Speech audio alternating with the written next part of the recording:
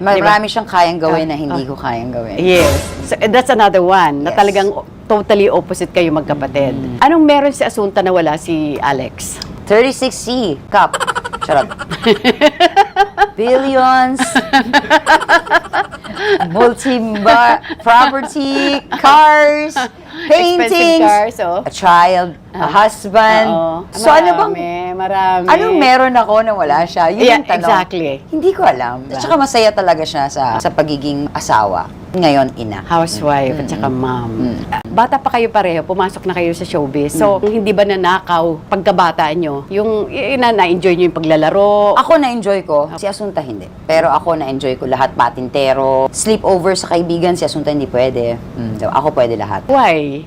Sabi ng mami ko kasi wala siyang pakialam sa akin. Charot, hindi. Kasi strong ako. Oh, Parang si Asunta mas kailangan. I would agree, yes. Yeah, Oo, di ba? oo, Parang oo. si Asunta kakabahan May ka, pagka baka painumin, umoo. Ako kasi parang... Palaban ka eh. Oo, yes, alam yes, ng yes. mami ko yun na parang, ayoko yan. You're exactly the opposite. Yes, pag Oo. sinabi kong ayoko. Pag sinabi kong hindi pwede, ganon. So, na-enjoy ko yung lahat, actually, sa childhood. Nag-mass lang kami, parang anniversary mass lang. Tapos during the mass, yung mga pare bumaba. Parang binigyan kami ng renewal of vows. Sabi ko, Oh my God, that's so sweet. oo. Naka-polo. Parang ganito lang ako, hindi man lang ako nakabihis. Sabi ko, ba't hindi mo sinabi sa akin na may renewal of vows pala tayo? Sabi, hindi ko rin alam kasi bumaba lang yung pare at tinawag kami sa gitna.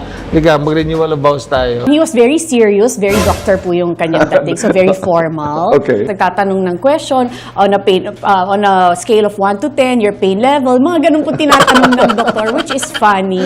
Sana sinabi mo, Pero- what pain are you talking about? Yes! Anong pain ba ito? Physical ba ito?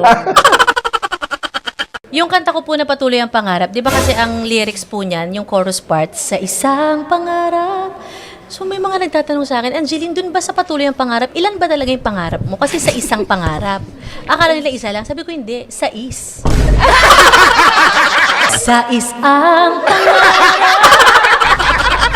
Apektuhan ka ba pag may controversial news about Willie or dead mo ka na? Malambot ang puso niya. Maawain siya, he wants to help. Pero I can't really say anything kasi maraming taon nang nagdaan so hindi ko na rin siya masyadong kakilala. I mean, hindi ko na kilala kung ano yung mindset niya ngayon.